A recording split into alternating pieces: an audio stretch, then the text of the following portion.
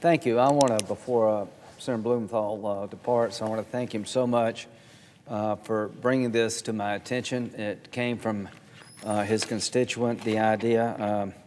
Sid, good friend, who has truly been a good friend to this cause. And Senator Blumenthal, I find to be always willing to work with you where he can.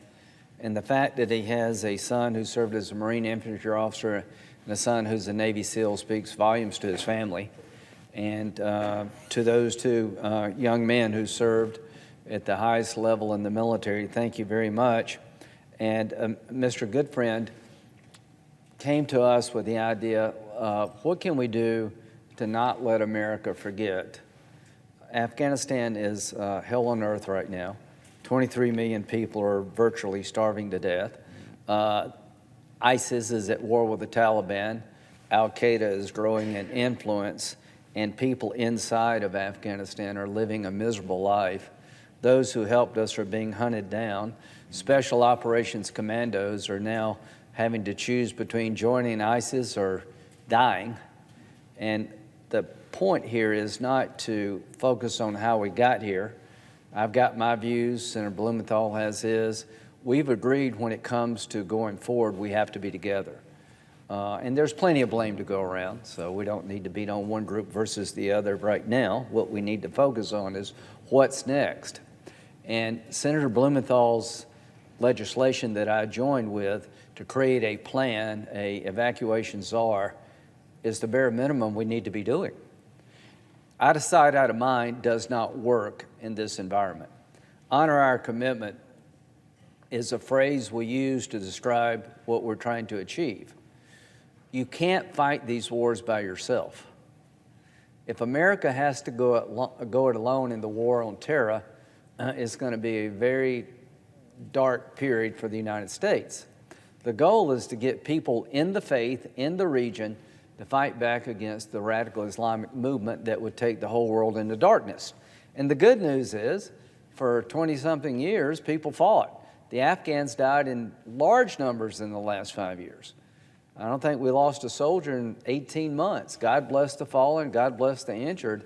But to say that the Afghans weren't fighting is just dishonors those who fell. And now we're out, and we left behind people who had a choice between standing up to the Taliban and ISIS and Al-Qaeda and siding with us. They chose us, and now we're gone. We cannot forget them. I promise you, how we handle the next year or two in Afghanistan will determine what kind of national security future America has. People are testing us all over the world right now. I'd like to work with Senator Blumenthal and others when it comes to the Ukraine. I want to introduce sanctions with a national security waiver that would allow President Biden to sanction the hell out of Russia based on the military buildup that threatens Ukraine, not the actual invasion, to give him tools where he can go to Putin and say, this is what Congress in a bipartisan fashion thinks about what you're doing. You go forward at your own peril. I would like to create legislation that would make sure this administration and other administrations have the direction and the tools they need to end this Afghan engagement with a sense of honor. HonorOurCommitment.org, you can go to that site and get information about the status of people in Afghanistan. We've got some out, but we got a lot left behind. And this green ribbon is an effort to remind ourselves and the nation writ large what's at stake if we abandon those who fought along our side. I did my reserve duty in Afghanistan on several occasions. My commitment was small in comparison to most, but I got to know the translators. I got to know the people who work with the judges and the law enforcement officials to bring a rule of law to being in Afghanistan. I'm sure all those who served relied upon their translators for their very life. Not only what did the guy say, but are we safe? And the bravery of Afghans to side with us should be respected and honored. And I'm going to join with Senator Blumenthal and Ernst and others to introduce freestanding legislation. We'll try to do it before the holidays. And the one thing I like about Senator Blumenthal, he's the most tenacious guy I've ever met without being mean about it. He has a determination for his causes that is unparalleled. I can understand why your sons went in the Marine Corps and the Navy. I think they probably get those qualities from you and your wife. So we're going to take that quiet determination. We're not going to let this go. We're going to insist that this body vote to create a system to make sure that those who were with us get treated fairly. And to the American people, you abandoned those who helped us in Afghanistan at our own peril. This is a time of reckoning for the American people. It's a time of choosing. And I choose honor over abandonment. I choose to be a good ally, someone you can count on when the going gets tough. And I think that spirit really does describe our country.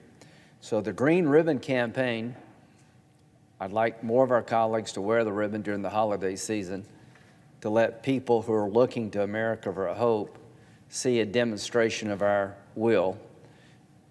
If you travel abroad, you're shocked at how people view our country.